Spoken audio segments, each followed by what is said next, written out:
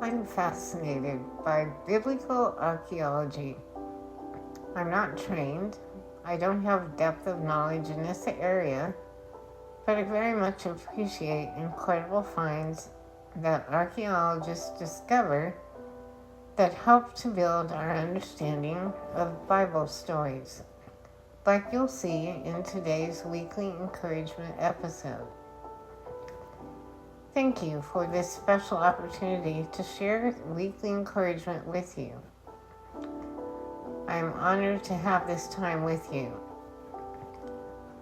I know there are many recent archaeological findings, even what I shared about the Shroud of Turin, and there's much archaeological work in discovering Noah's Ark, evidence buried in the Red Sea of the escape of the Israelites from Egypt.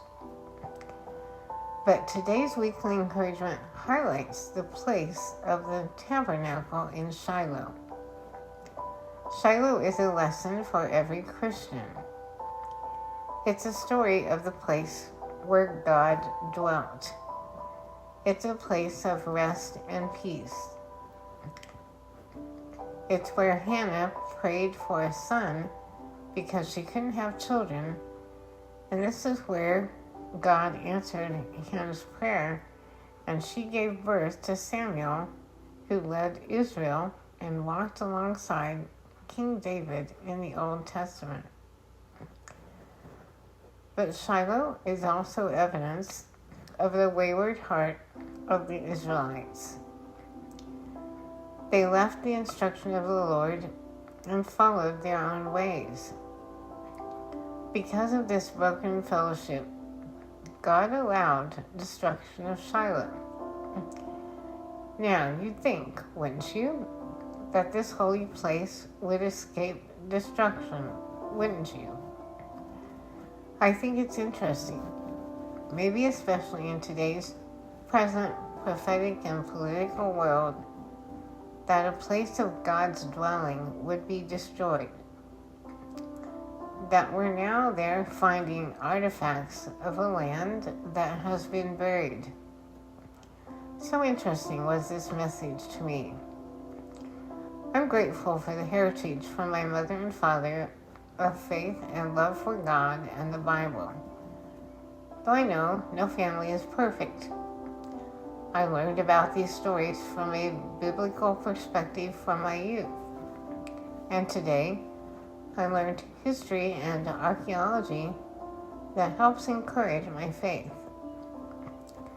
Thoughts on a place where God dwelt being destroyed.